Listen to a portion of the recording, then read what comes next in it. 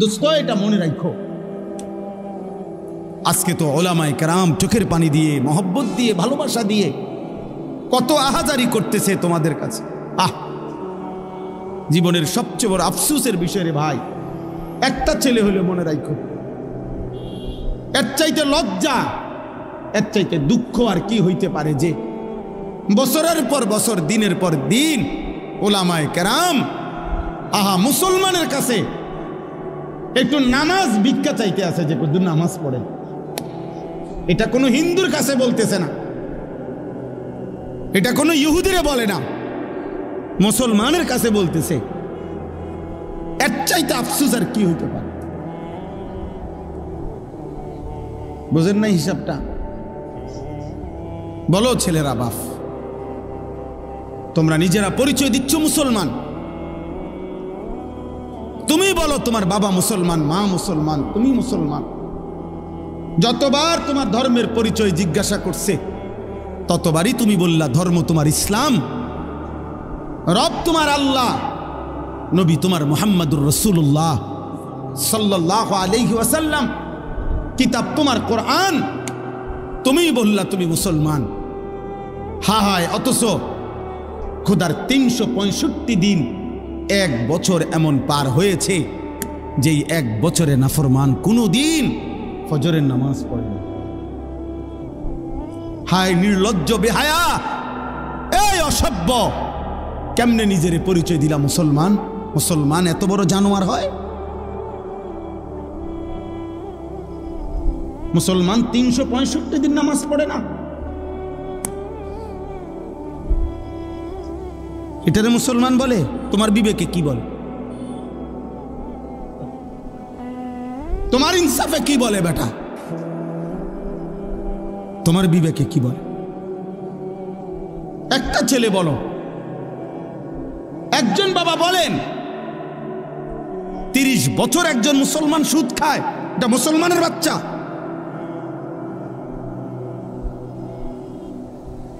একটা মুসলমান 30 বছর ওজনে কম দেয় প্রত্যেক দিন, এটা মুসলমান? একটা মুসলমান বুঝি প্রত্যেক দিন নর্তকীর ছবি, নাটক, সিনেমা, নাচ, গান, টেলিভিশন দেখবে, এটা মুসলমান?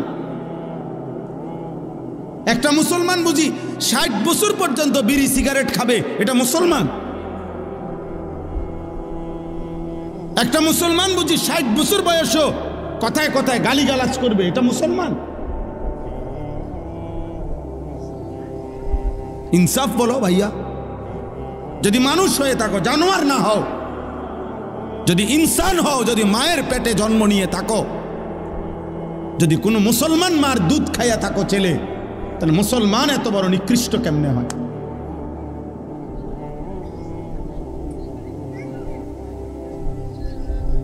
বলো ভাই।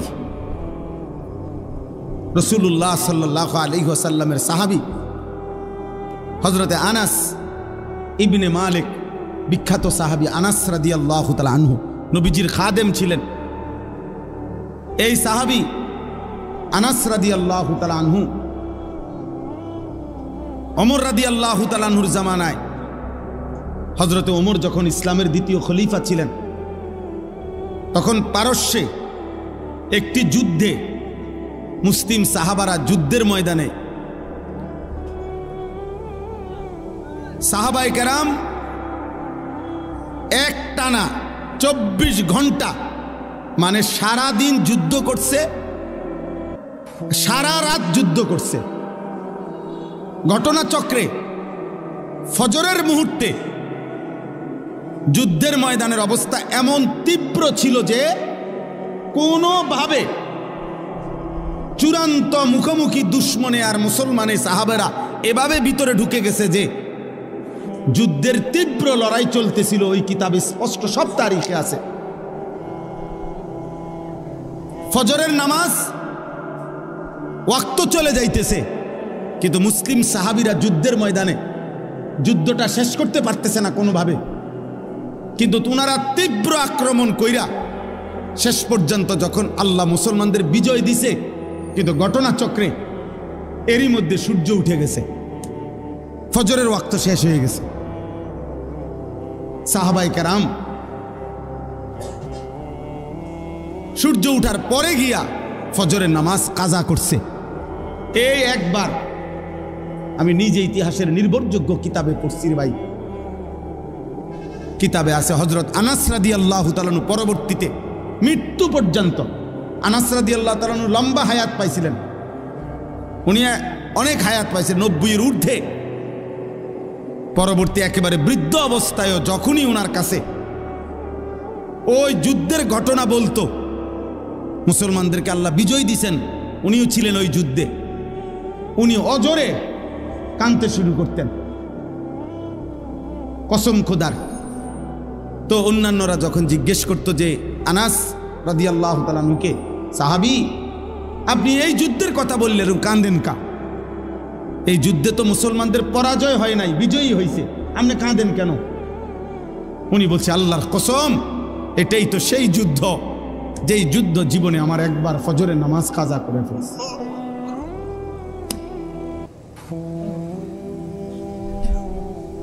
যেই যুদ্ধ আমার জীবনে একবার ফজরের নামাজ, ওটা মনে হইলেই উনি চিৎকার দিয়া কাঁদতেন যে হায় আমার জীবনে একবার তো, একদিন আমার জীবনে ফজরের নামাজ তো কাজা হয়েছে, এটা তো সেই যুদ্ধ, আমি বিজয় দিয়ে করব কি, আমার তো ফজর ছুটে গেছে।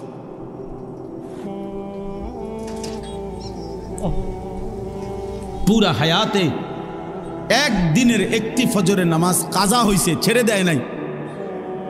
এর জন্য দোস্ত এই পরিমাণ কাঁদছেন যে মৃত্যু পর্যন্ত কাঁদছেন, মৃত্যু পর্যন্ত এই কথা মনে রাখছেন। 18 বছর 20 বছরের প্রিয় ভাই, কিশোর নওজোয়ান সন্তান আমার 16 বছরের সন্তান আছে, তাইলে তোমরা যাদের বয়স 16 তুমি আমার সন্তান, তুমি আমার সন্তান। আমি তোমারে বললাম 18 বছর 20 বছরের ছোট ভাই, তোকে আমি বললাম, জানতে চাইলাম তোমার কি মনে আছে মোট তোমার এই পর্যন্ত কতগুলো ফজরের নামাজ ছুটে গেছে?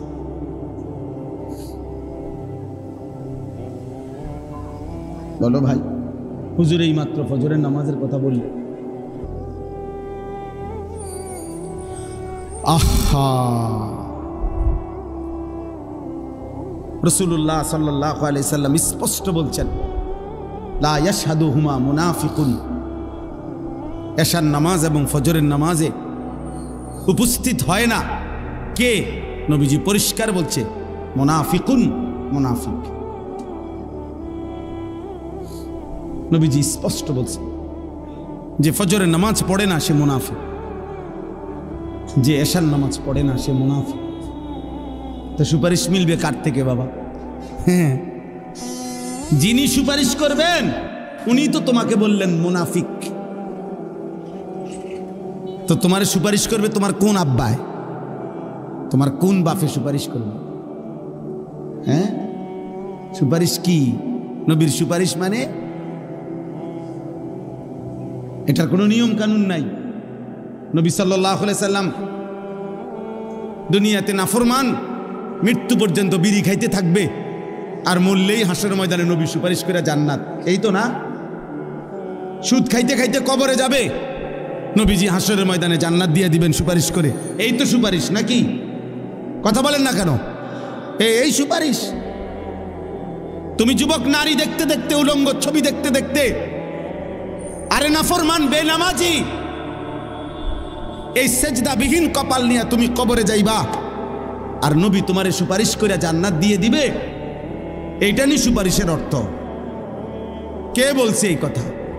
কোনো নিয়ম কানুন নাই, কোনো কাগজপত্র নাই, কোনো ফাইলপত্র নাই। আহা আহ,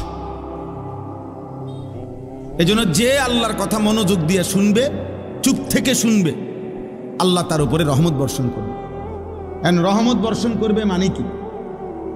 তাফসীরে রুহুল মাআনিতে আছে তৌফিকুত তাআ, ইউওয়াফিকুহুত তাআ, আল্লাহ তাআলা তাকে ওই কথাগুলোর উপরে আমল করার, আনুগত্য করার, আমল করার তৌফিক দান করবে।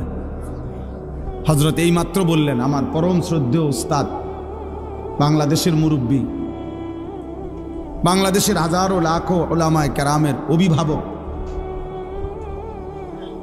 হেফাজতে ইসলাম বাংলাদেশের সংগ্রামী মহাসচিব আল্লামা শায়েখ সাজিদুর রহমান দামাত বারাকাতুহুমুল আলী একেবারে ছোট্টবেলায় জিন্দেগির প্রথম মাদ্রাসার পড়ালেখা বলতে যা বুঝায় আমি সেটা দারুল আরকামই পড়ছি। হুজুর আমার উস্তাদ না শুধু অনেক প্রিয় উস্তাদ, আমাদেরকেও ব্যক্তিগতভাবে অনেক আদর করে, অনেক আদর। সর্বপ্রথম যাদেরকে দিয়ে সর্বপ্রথম যেই বেস দিয়া দারুল আরকাম মাদ্রাসা ওই মেড্ডা পীরবাড়ি চালু হয়েছে যেখানে, আমি সেই বেসের ছাত্র। আমাদেরকে দিয়েই মাদ্রাসা চালু হয়েছে। সেই এই মসজিদ পুরান মসজিদের কাজ, রাস্তার সামনে যেই মসজিদটা আমরা নিজেরা কাজ করছি, মিস্ত্রিরাও করছে, আমরাও কাম করছি, একবেলা পড়ছি একবেলা মসজিদের কাজ করছি, ছাদ ডালাইয়ের কাজও আমরা করছি আলহামদুলিল্লাহ। তো যাই হোক, বলার উদ্দেশ্য হলো হুজুর এইমাত্র বললেন যে আমল মাকসাদ, বললেন না এখন আমল মাকসাদ। তো আল্লাহ তাআলার কথা যদি কেউ মনোযোগ দিয়ে শুনে, আল্লাহর ওয়াদা যে তোমার উপরে রহমত বর্ষিত হবে, মানে হলো আল্লাহ তাআলা তোমাকে আমলের তৌফিক দিবে। প্রিয় ভাই, আসলে অনেক মানুষ আছে ফিরতে চায়, ফিরতে পারে না, মাঝে মাঝে মন চায় নামাজ পড়তে, সময় কুলায় না, অথবা মানসিকতাই হয় না। অনেকের আছে অনেক গুনাহ ছেড়ে দিতে মন চায়, কিন্তু কে যেন তারে ফিরায় রাখে। তাহলে আল্লাহ তাআলা কাউকে ইবাদতের তৌফিক দেওয়া, এটা আল্লাহর নিয়ামত, এটা আল্লাহর নিয়ামত। এই জন্য আল্লাহর কথা মনোযোগ দিয়ে শুনতে হবে, আজকে না সব সময়। প্রিয় ছেলেরা, কিশোর নওজোয়ান ভাই, মহব্বত করেই আসছো, আমরা বুঝি, ভালোবেসেই আসছো। তো মনে করো আমারে মহব্বত করে আসছো, তো এটার মাকসাদ কি? যে উনি কোরআন সুন্নাহর কিছু কথা বলবে, এগুলো আমি শুনবো, এই নিয়তেই আসছো। তাহলে আয়সা যদি তামসা করো, তাহলে আসলা কেন ভাই? আয়সা যদি তুমি মোবাইল নিয়েই ব্যস্ত থাকো, তো আসলা কেন ভাই? আয়সা যদি তুমি বুট বাদামি খাও, তো আসলা কেন? বুট বাদাম কি পৃথিবীতে আর কখনো মিলবে না? বুট বাদাম কি বেচা কিনা আজকেই শেষ? কথা বলেন না? তাইলে শুধু শুধু এটা তো একটা ম্যাজিক না যে সার্কাস দেখাইলাম, আমি আইলাম, আমরা দেখলেন, এটা তো কোনো কথা না বাপ। আমি এই জন্যই বললাম, দয়া করে সমস্ত ছেলে বাবা সবার কাছে অনুরোধ, আল্লাহর কথা মনোযোগ দিয়ে শুনতে হবে। চোখের দিকে তাকাইয়া শুনলে বরকত, চোখের দিকে তাকাই। হাদিসে স্পষ্ট আছে, সাহাবায়ে কেরাম এভাবে আল্লাহর নবীর কথা শুনতেন যেন তাদের গর্দান থেকে মাথাটা আলগা করে রাখছে, অর্থাৎ মাথা থাকলে না নড়ত, এমন নিশ্চুপ এবং এমন মনোযোগ যে মনে হয় যেন মাথায় নাই। আবার কোন হাদিসের মধ্যে আছে কাআন্না আলা রুউসিনা তাইর। আপনারা এখনো ওইদিকে, ছেলেরা দেখো ওইদিকে জায়গা আছে, বাবা যাও, মানে দাঁড়াইয়া থেকে কষ্ট হবে, কিচ্ছু বুঝতা না, দাঁড়াইয়েই থাকতে পারবা, হেসে ওই 10 টাকার বুট খাইতে খাইতে বাজ যাবে গাড়ি। বসতে হবে, আমার কথা হলো এটা বসতে হবে, আমার নজরের সামনে দাঁড়ায় থাকার সুযোগ নেই, আর নয়তো চলে গেলে ভালো। মাদ্রাসার বড় ছাত্র ভাই দেন ওরে ডাইকা ডুকা বসাইতে সবাই, মাশাআল্লাহ, কেউ দাঁড়ায় থাকেন, একজন আরেকজনকে বলেন তাই না বসাই দেন। তো সাহাবায়ে কেরাম বলতেছেন কাআন্না আলা রুউসিনা তাইর, আমরা নবীজির চারপাশে বসলাম নবীজির কথা শুনতে, এতটা মনোযোগ যে যেন আমাদের মাথার উপরে পাখি বসছে। তো কোনো মোটা ডালের মধ্যে পাখি বসে, যে ডাল নড়ে না, চিকন পাতলা ডালে, গাছের ডাল আর কি, যেটা শুধু নড়ে হালকা বাতাসেই, এটার মধ্যে পাখি বসে না, কারণ এ তো শুধু নড়ে। তো এজন্য এতটাই স্থির মাথা যে এত মনোযোগ যেন মাথার উপরে আইসা পাখি বসছে। রাসূলুল্লাহ সাল্লাল্লাহু আলাইহি সাল্লামের কথা সাহাবায়ে কেরাম এভাবে শুনতেন। হাদিসের মধ্যে আছে রাসূলুল্লাহ সাল্লাল্লাহু আলাইহি সাল্লাম আসরের নামাজের আগে একদিন মসজিদে নববীতে দাজ্জালের ব্যাপারে বয়ান করছেন। দাজ্জালের শেষ জামানার সবচেয়ে বড় বিপদ, ফিতনা। একজন ইমানদারের উপরে সবচেয়ে বড় বিপদ হলো, ইমানের সবচেয়ে বড় পরীক্ষা হলো দাজ্জালের ফিতনা। নবী সাল্লাল্লাহু আলাইহি ওয়াসাল্লাম বলেছে, মা বাইনা খালকে আদম ইলা কিয়ামিস সাআ আকবারা মিন ফিতনাতিদ দাজ্জাল। আদম সৃষ্টির পর থেকে কিয়ামত পর্যন্ত একজন মুমিনের জন্য দাজ্জালের চাইতে বড় কোনো ফিতনা নাই। নবী সাল্লাল্লাহু আলাইহি ওয়াসাল্লাম বলেছেন। এই দাজ্জালের ব্যাপারে নবীজি আসরের নামাজের আগে বয়ান করছেন সাহাবাদের কাছে। দাজ্জালের সবচেয়ে বড় বিপদ হলো দাজ্জাল মানুষকে ঈমান হরণ করে কোটি কোটি মুসলমানকে মাত্র 40 দিনের মধ্যে বেঈমান কাফের বানায় ফেলবে। একেবারে প্রকাশ্য কাফের, আচরণগত কাফের না, ডাইরেক্ট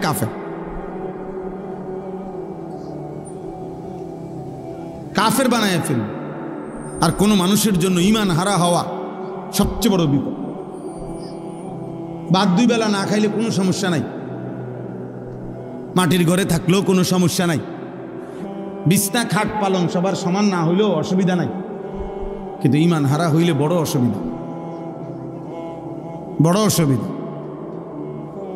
ঈমান হারা হয়ে কবরে গেলে অনন্তকালের জন্য জাহান্নামেই জ্বলতে হবে, আর কোনোদিন মুক্তি মিলবে না। খালিদিনা ফিহা, অনন্তকাল। তো আল্লাহর নবী সাল্লাল্লাহু আলাইহি সাল্লাম এই দাজ্জালের ব্যাপারে সাহাবাদেরকে বর্ণনা করছেন আসরের নামাজের আগে। আর মিসলে আউয়ালে আসরের নামাজ পড়িলে মাগরিব পর্যন্ত এখনো সৌদি আরবে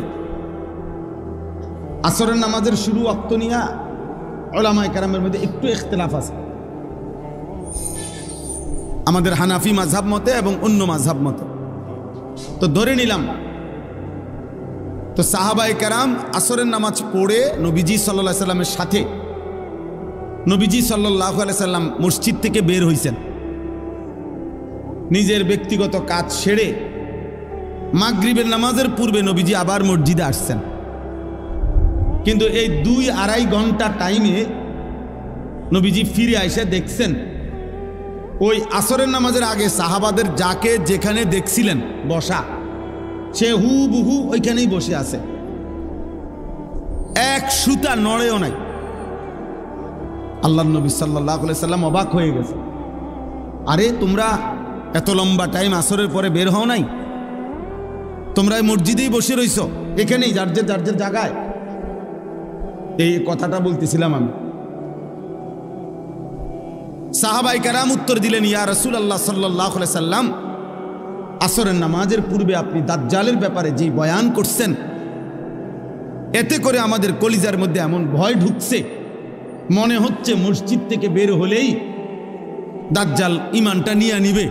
এই ভয়ে যে যেখানে আছি এখানে বসেই রইছি, মাগরিবের আজান পর্যন্ত আর উঠি নাই, যেন দাজ্জাল ঈমানটা না নেয়।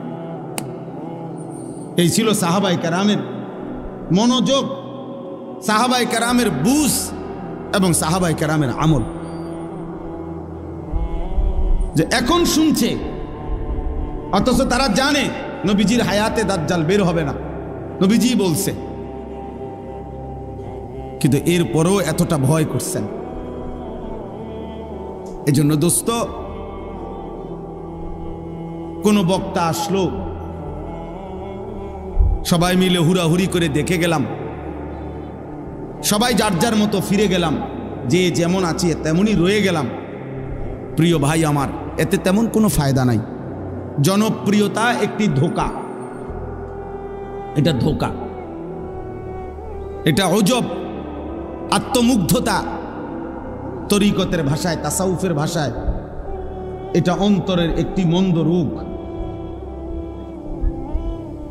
এই যে মানে আমার এখন অনেক জনপ্রিয়তা, আমার অনেক ভক্ত, নিজের কাছেই নিজে অবাক হওয়া, অথবা অন্যরাও মনে করা কারো কোনো জনপ্রিয়তা দিয়ে বক্তারও কোনো লাভ নাই, শ্রোতারও কোনো লাভ। এটা স্পষ্ট মনে রাখতে হবে। আজকে যদি আমারে বাংলাদেশের 1 কোটি মানুষ না 10 কোটি মানুষও আমার যদি চিনে, তা আমার কবর রাজাব মাপত তো লাভ হলো কি? তাহলে আমার জনপ্রিয়তা দিয়ে আমার কি লাভ হলো? তা আমি এই জনপ্রিয়তা দিয়ে ঘাস নি কাটব? বলেন বলেন।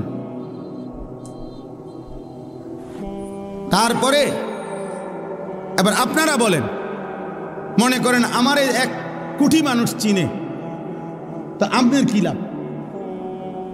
চিনে আমারে না, তা আপনার কি তা? বলো, একটা ছেলে বলো, বাবা তোমার কি লাভ? আমারে চিনে আরি বুঝলাম। মনে করো আমার 10 কোটি মানুষ চিনে, তো তোমার কি হিসে? তোমার ফায়দা কি? আমারে চিনলে তোমার কি? আমারে না চিনলে তোমার সমস্যা কি? আমি কি তোমার ভাত খাই? তাই এই জন্য বুঝাইলাম, জনপ্রিয়তা দিয়ে বক্তারও কোনো ফায়দা নাই, শ্রোতারও কোনো কি নাই ফায়দা। ফায়দা ওই এক জিনিসেই, ঈমান এবং আমল। ঈমান এবং আমল, ঈমান এবং আমল, এটাই বাঁচার মাধ্যম, এটাই মুক্তির মাধ্যম। আমার জন্য, আপনাদের জন্য, ছেলেরা তোমাদের জন্য, বয়স্ক বাবা আপনাদের জন্য। আমরা হিসাব মিলাই নিলে হইতো না। আমি আপনার উপরে খুশি, আপনি আমার উপরে খুশি, তাহলে তো আমরা মিলে দিলে ব্যস্ত নাকি? হ্যাঁ, না না, মিলে দিলে কুমিল্লা, ব্যস্ত না। আমাদের দেশে কয় মিল্লা জিল্লা কুমিল্লা।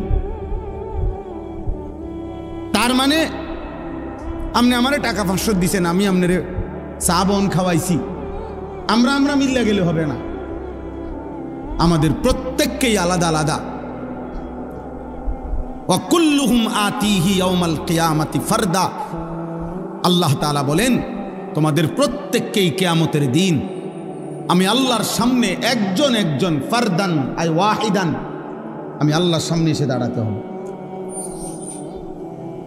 ওয়া কুল্লুহুম আতিহি ইয়াউমাল কিয়ামাতি ফারদান আই কি ওয়াহিদান, একজন একজন, একজন একজন, একজন একজন। বাপ সন্তানের সাথে আসবে না, সন্তান বাবার সাথে আসবে না, স্বামী স্ত্রীর সাথে আসবে না, স্ত্রী স্বামীর সাথে আসবে না, ভাই বোনের সাথে যাবে না, বোন ভাইয়ের সাথে আসবে না, বন্ধু বন্ধুর সাথে আসবে না। ইয়াউমা ইয়াফিরুল মারউ মিন আখি ওয়া উম্মিহি ওয়া আবিহি ওয়া সাহিবাতিহি ওয়া বানি। ভাইয়া অন্যদিকে তাকায়ও না ভাই, ওরা বসবে, যারা বসার তারা বসবে। নওজোয়ান এদিকে তাকাও। তাইলে আল্লাহ তাআলা বলেন, হাসরের ওই কঠিন ময়দানে ভাই ভাই থেকে পলায়ন করবে, মা পলায়ন করবে, বাবা পলায়ন করবে, স্ত্রী পলায়ন করবে, সন্তানগুলো পলায়ন। এরপরে আর থাকে কি? এরপরে আর কে থাকে?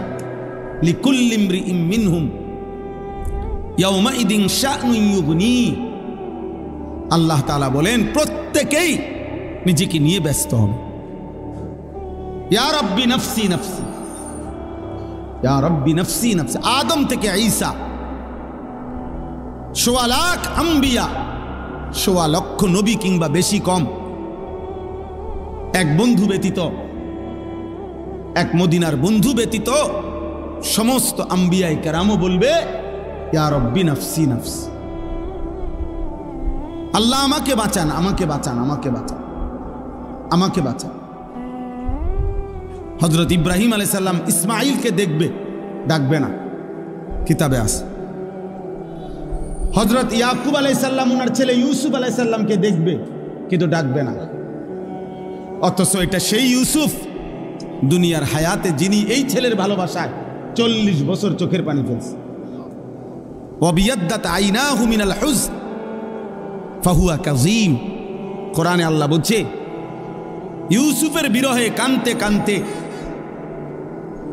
ইয়াকুবের দুইটা চোখ সাদা হয়ে গেছে, অন্ধ হয়ে গেছে, কিন্তু আজকে হাসরের মাঠে দেখার পরেও ডাকবে না। মুসা আলাইহিস সালাম ওনার বোন এবং মাকে দেখবে, কিতাবে আছে মুসা নবী বলবে লা আসআলুকাল ইয়াউমা উম্মি ওয়ালা উখতি, আয় মাওলা মাকেও চাই না বোনকেও চাই না, বাল আসআলুকাল ইয়াউমা নাফসি, আজ শুধু আমি আমাকে বাঁচাইতে চাই।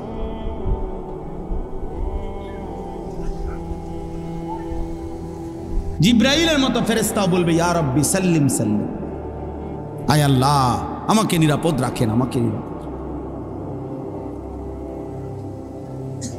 রব্বি লা তুখজিনি ইয়াউমা ইউবআসুন।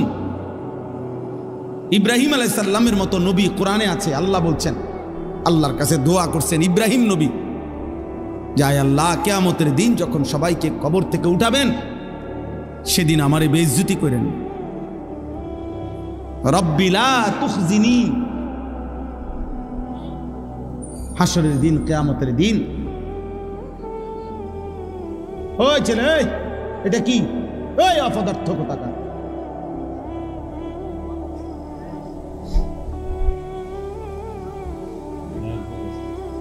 রব্বি লা তুখজিনি ইয়াউমা ইউবআসুন, আল্লাহ হাসরের ওই কঠিন দিনে আমারে বেইজ্জতি করবেন না। ইব্রাহিম আলাইহিস সালামের মতো নবী বলছে ভাইয়া তুমি কে আমি কে, তুমি আমি কে। আল্লাহ তাআলা কোরআনুল কারীমের মধ্যে বারবার বলছে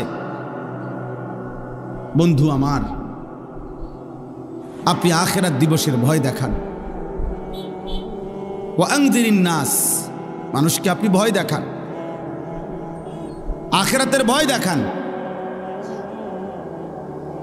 কোরআনুল কারীমের মধ্যে আছে আখিরাত হাসরের ময়দানের আযাব দেখে জাহান্নামী বলবে রব্বানা আখিরনা ইলা আজালিন করিব নুজিব দাওয়াতাকা ওয়া নাত্তাবি'ir রুসুল। আল্লাহর কাছে বলবে নাফরমান যে আল্লাহ দুনিয়ায় একটু সময়ের জন্য ফেরত যেতে দেন, এবার যদি দুনিয়ায় ফিরতে পারি আপনার সব কথা মেনে নেব, আপনার রসুলের কথাগুলোও মেনে নেব। আল্লাহ তাআলা বলবেন না বান্দা, ইতিপূর্বে দুনিয়ায় থাকাকালীন তুমি ভেবেছিলে এমন একটা হাসরের দিন হবে না, আর তুমিও মনে করছিলা তোমার এই সুখ আর নিয়ামত, তোমার এই মাতবুরি আর অহংকার, তোমার এই যৌবন আর সুস্থতা, মা লাকুম মিন জাওয়াল, এগুলো আর কোনোদিন শেষ হবে না। তুমি এই ফুর্তিতে আর এই তামসাতেই, হায় নওজোয়ান তোমরা ভেবেছ এটা, তুমি আর কোনোদিন বুড়া হইবা না। তুমি ভেবেছ তুমি কোনোদিন হাড্ডি গোশত তোমার আর কোনোদিন দুর্বল হবে না। তুমি ভেবেছ তুমি কোনোদিন কবরে যাইবা না। তুমি এটাই মনে করছো, এটাই ভেবেছ। অনন্তকাল। আমার কাছে কিতাব আছে ইজা ওয়াজাআত সাকরাতুল মাউত বিল হক, এটা আরবি কিতাব, এটার নামে এটাই আমি পড়ছি এখানে, এটাই আমি আলোচনা করতে চাচ্ছি অল্প একটু। ওইখানে আছে হযরত ওমর ইবনে আব্দুল আজিজ রাহমাতুল্লাহি আলাইহি, বিশ্ববিখ্যাত খলিফা ছিলেন, ইসলামের ইতিহাসের শ্রেষ্ঠ একজন মুসলিম শাসক ওমর ইবনে আব্দুল আজিজ, যাকে ইসলামের পঞ্চম খলিফা বলা হয়। অনেক বড় নেককার বুজুর্গ ছিলেন। ওই কিতাবে লিখছে উনি মাঝে মাঝে কবরস্থানে যাইতেন,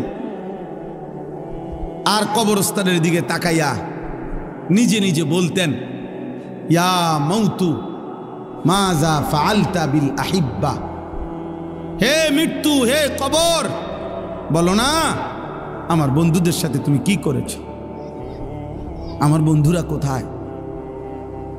আইনাল আহবাব আইনাল আসদিকা আইনাল জুল্লাস আইনাস সাম্মার। অর্থ হইল আমার বন্ধুরা কোথায়, আমার ভালোবাসার মানুষগুলো কোথায়, আমি যাদের সাথে বসতাম তারা কোথায়, আমি যাদের সাথে রাত জেগে গল্প করতাম আমার সেই বন্ধুরা কোথায়? তুমি তাদের সাথে কি করেছো, তারা কই এখন? হযরত ওমর ইবনে আব্দুল আজিজ বলতেন যে কবর আমাকে জবাব দিত, কবর যেন আমাকে বলে, হে ওমর ইবনে আব্দুল আজিজ, তোমার সেই বন্ধুদেরকে আমি চোখ খুলে ফেলছি, তাদের হাতের কনুই থেকে তাদের শরীর আলাদা করে ফেলছি, তাদের পা হাঁটু তাদের শরীরের গোশত হাড্ডি রেজা রেজা করে পাউডার করে মাটির সাথে মিশায় দিছি। আজ তোমার বন্ধুরা কেউ নাই, আজ তোমার বন্ধুরা কেউ নাই। এজন্য দোস্ত এটা মনে রাখো, আজকে তো ওলামায়ে কেরাম চোখের পানি দিয়ে, মহব্বত দিয়ে, ভালোবাসা দিয়ে কত আহাজারি করতেছে তোমাদের কাছে।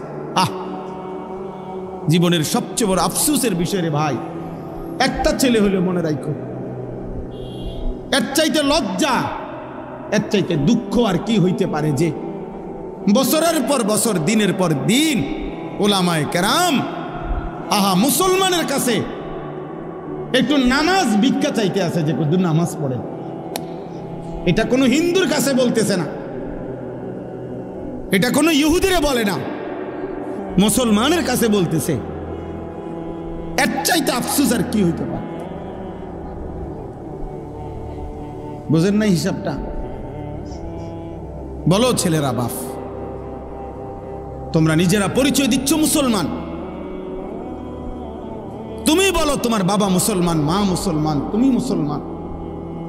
যতবার তোমার ধর্মের পরিচয় জিজ্ঞাসা করছে ততবারই তুমি বললা ধর্ম তোমার ইসলাম, রব তোমার আল্লাহ, নবী তোমার মুহাম্মদুর রাসূলুল্লাহ সাল্লাল্লাহু আলাইহি ওয়াসাল্লাম, কিতাব তোমার কোরআন, তুমি বললা তুমি মুসলমান। হায়, অথচ খোদার 365 দিন, এক বছর এমন পার হয়েছে যেই এক বছরে নাফরমান কোনো দিন ফজরের নামাজ পড়ে না। হায় নির্লজ্জ, বেহায়া, এই অসভ্য, কেমনে নিজের পরিচয় দিলা মুসলমান? মুসলমান এত বড় জানোয়ার হয়? মুসলমান 365 দিন নামাজ পড়ে না, এটারে মুসলমান বলে? তোমার বিবেকে কি বলে? তোমার ইনসাফে কি বলে বেটা? তোমার বিবেকে কি বলে? একটা ছেলে বলো, একজন বাবা বলেন 30 বছর একজন মুসলমান সুদ খায়, এটা মুসলমানের বাচ্চা?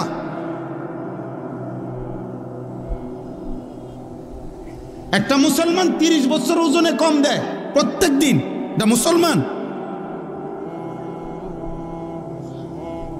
একটা মুসলমান বুঝি প্রত্যেক দিন নর্তকীর ছবি, নাটক, সিনেমা, নাচ, গান, টেলিভিশন দেখবে, এটা মুসলমান? একটা মুসলমান বুঝি 60 বছর পর্যন্ত বিড়ি সিগারেট খাবে, এটা মুসলমান? একটা মুসলমান বুঝি 60 বছর বয়সও কথায় কথায় গালিগালাজ করবে, এটা মুসলমান?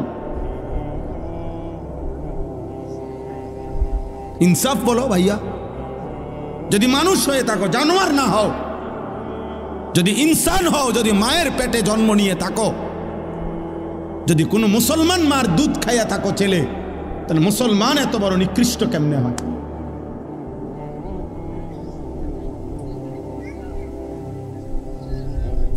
বলো ভাই। রাসূলুল্লাহ সাল্লাল্লাহু আলাইহি ওয়াসাল্লামের সাহাবী হযরতে আনাস ইবনে মালিক, বিখ্যাত সাহাবী আনাস রাদিয়াল্লাহু তাআলা আনহু, নবীজির খাদেম ছিলেন। এই সাহাবী আনাস রাদিয়াল্লাহু তাআলা আনহু ওমর রাদিয়াল্লাহু তাআলা আনহুর জামানায়, হযরতে ওমর যখন ইসলামের দ্বিতীয় খলিফা ছিলেন, তখন পারস্যে একটি যুদ্ধে মুসলিম সাহাবারা যুদ্ধের ময়দানে সাহাবায়ে কেরাম একটানা 24 ঘন্টা, মানে সারা দিন যুদ্ধ করছে, সারা রাত যুদ্ধ করছে। ঘটনাচক্রে ফজরের মুহূর্তে যুদ্ধের ময়দানের অবস্থা এমন তীব্র ছিল যে কোনোভাবে চূড়ান্ত মুখোমুখি দুশ্মনে আর মুসলমানের সাহাবেরা এভাবে ভিতরে ঢুকে গেছে যে যুদ্ধের তীব্র লড়াই চলতেছিল। ওই কিতাবে স্পষ্ট সব তারিখে আছে। ফজরের নামাজ ওয়াক্ত চলে যাইতেছে, কিন্তু মুসলিম সাহাবীরা যুদ্ধের ময়দানে যুদ্ধটা শেষ করতে পারতেছে না কোনোভাবে, কিন্তু ওনারা তীব্র আক্রমণ কইরা শেষ পর্যন্ত যখন আল্লাহ মুসলমানদের বিজয় দিছে, কিন্তু ঘটনাচক্রে এরই মধ্যে সূর্য উঠে গেছে, ফজরের ওয়াক্ত শেষ হয়ে গেছে। সাহাবায়ে কেরাম সূর্য উঠার পরে গিয়া ফজরের নামাজ কাজা করছে। এই একবার আমি নিজে ইতিহাসের নির্ভরযোগ্য কিতাবে পড়ছি ভাই, কিতাবে আছে হযরত আনাস রাদিয়াল্লাহু তাআলা পরবর্তীতে মৃত্যু পর্যন্ত, আনাস রাদিয়াল্লাহু তাআলা লম্বা হায়াত পাইছিলেন, উনি অনেক হায়াত পাইছেন, 90-এর ঊর্ধ্বে। পরবর্তী একেবারে বৃদ্ধ অবস্থায়ও যখনই ওনার কাছে ওই যুদ্ধের ঘটনা বলতো, মুসলমানদেরকে আল্লাহ বিজয় দিছেন, উনিও ছিলেন ওই যুদ্ধে, উনি অজরে কাঁদতে শুরু করতেন কসম খোদার। তো অন্যান্যরা যখন জিজ্ঞেস করতো যে আনাস রাদিয়াল্লাহু তাআলা আনহুকে, সাহাবী আপনি এই যুদ্ধের কথা বললেন, কাঁদেন কা? এই যুদ্ধে তো মুসলমানদের পরাজয় হয় নাই, বিজয়ী হয়েছে, আপনি কাঁদেন কেন? উনি বলছে আল্লাহর কসম, এটাই তো সেই যুদ্ধ যেই যুদ্ধ জীবনে আমার একবার ফজরের নামাজ কাজা করে ফেলছে।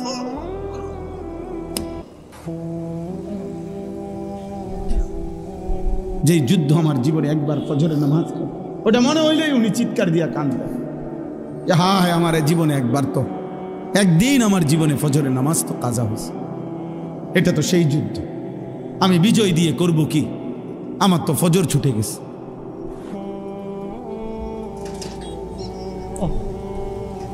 পুরা হায়াতে একদিনের একটি ফজরের নামাজ কাজা হয়েছে, ছেড়ে দেয় নাই। এর জন্য দোস্ত এই পরিমাণ কাঁদছেন যে মৃত্যু পর্যন্ত কাঁদছেন, মৃত্যু পর্যন্ত এই কথা মনে রাখছেন। 18 বছর 20 বছরের প্রিয় ভাই, কিশোর নওজোয়ান সন্তান, আমার 16 বছরের সন্তান আছে, তাইলে তোমরা যাদের বয়স 16, তুমি আমার সন্তান, তুমি আমার সন্তান। আমি তোমারে বললাম 18 বছর 20 বছরের ছোট ভাই, তোকে আমি বললাম, জানতে চাইলাম তোমার কি মনে আছে মোট তোমার এই পর্যন্ত কতগুলো ফজরের নামাজ ছুটে গেছে?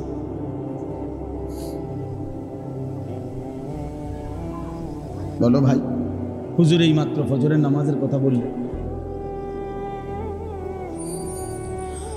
আহা,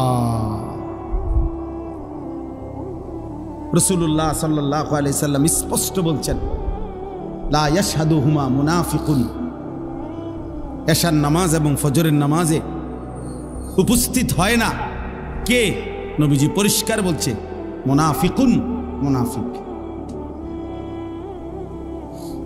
নবীজি স্পষ্ট বলছে যে ফজরের নামাজ পড়ে না সে মুনাফিক, যে এশার নামাজ পড়ে না সে মুনাফিক। তো সুপারিশ মিলবে কার থেকে বাবা? হ্যাঁ, যিনি সুপারিশ করবেন উনি তো তোমাকে বললেন মুনাফিক। তো তোমার সুপারিশ করবে তোমার কোন আব্বায়, তোমার কোন বাপে সুপারিশ করবে? হ্যাঁ, সুপারিশ কি? নবীর সুপারিশ মানে এটার কোনো নিয়ম কানুন নাই। নবী সাল্লাল্লাহু আলাইহি সাল্লাম দুনিয়াতে নাফরমান মৃত্যু পর্যন্ত বিড়ি খাইতে থাকবে, আর মরলেই হাসরের ময়দানে নবী সুপারিশ করে জান্নাত, এই তো না? সুদ খাইতে খাইতে কবরে যাবে, নবীজি হাসরের ময়দানে জান্নাত দিয়ে দিবেন সুপারিশ করে, এই তো সুপারিশ নাকি? কথা বলেন না কেন? এই সুপারিশ। তুমি যুবক নারী দেখতে দেখতে, উলঙ্গ ছবি দেখতে দেখতে, আরে নাফরমান বেনামাজি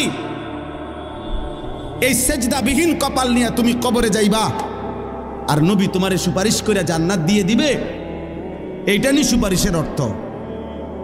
কে বলছে এই কথা? কোনো নিয়ম কানুন নাই, কোনো কাগজপত্র নাই, কোনো ফাইলপত্র নাই। আহা আহ ধোকা দিছে অনেকেরে যে কতক্ষণ ডুললে আর গজল গাইলে আর দুইয়ান দুইয়ান জিলাপি খাইলে আর মুখে শুধু কইবা বিড়ি খাও আর সিগারেট খাও, সুদ খাও আর ঘুষ খাও, বেড়ি তোমার পর্দা করুক বা না করুক, হালাল হারাম মানো আর না মানো, শুধু কইবা নবীরে ভালোবাসি। এটা মুখে কইলে সারব, এটা মুখে কইবা শুধু, এটা মুখে শুধু বলবা, গুনাহ ছাড়তে হবে না, বন্দেগী করতে হবে না, এমনি এমনি সুপারিশ হয়ে যাবে। সুপারিশের মানে এই হাউজে কাউসারের পানি আপনি সাফ কলের পানি আপনি সিপ দিবেন আর পানি পরে যাব। এটার জন্য কোনো কাগজপত্র দেখাইতে হবে না, এটার জন্য কোনো আমলনামা দেখাইতে হবে না। তাহলে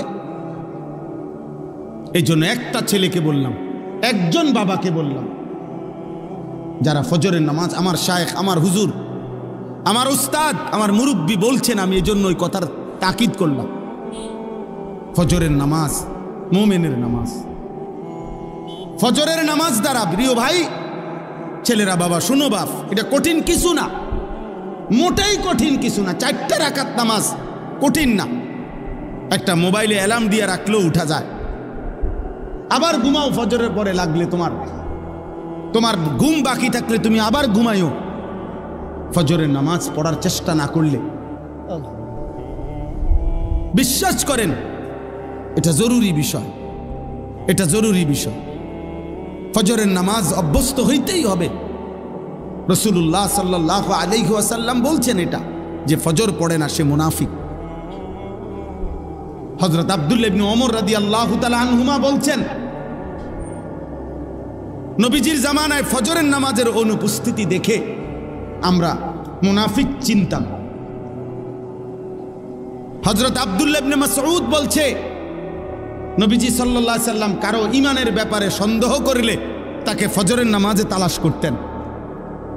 যদি ভাবতেন সে মুনাফিক কিনা, তাহলে তাকে ফজরের নামাজে তালাশ করতেন। 2 দিন 3 দিন ফজরে অনুপস্থিত দেখলে নবী বলতেন, হ্যাঁ আমি এমনটাই ভাবছিলাম যে আসলে সে মুমিন না মুনাফিক। এই জন্য দোস্ত, সব ছেলেরে বলি, প্রিয় ভাই আমার এই কথা মনে রাখো, জুমার নামাজ দিয়া, জুমার নামাজের অনেক ফজিলত, কিন্তু জুমার নামাজের মাধ্যমে মুমিন এবং মুনাফিক চিহ্নিত হয় না ফজরের নামাজ দিয়া। ফজরের নামাজ, ফজরের নামাজ তুমি তো মনে করছো জুমার নামাজ, না না, জুমার নামাজের নেকি আছে অনেক, কিন্তু তুমি মুমিন নাকি মুনাফিক এটা পার্থক্য করার প্রমাণ, মাপকাঠি হলো ফজরের নামাজ। ফজরের নামাজ। এজন্য হযরত আব্দুল্লাহ ইবনে মাসউদ বলছেন, রাসূলুল্লাহ সাল্লাল্লাহু আলাইহি সাল্লামের জামানায় চিহ্নিত মুনাফিক যারা, মানে বাস্তবিকে যারা সবাই জানতো মুনাফিক, মানুষের মধ্যে অনেক মানুষ আছে গ্রামে এলাকায় সিল মারা, এটা যে চিহ্নিত সুদখোর, এটা মানুষে চিনে, এমন আছে না? হ্যাঁ, চিহ্নিত ডাকাত, চিহ্নিত হারামখোর, এটা মানুষ চিনি কিনা বলেন? এরকম 2-4 জনের নামে সিল লেগে যায় মানুষের, মানুষ চিনে যে এতে একবার চিহ্নিত জুয়ারি, নেশাখোর, এতে গাঁজাখোর, সবাই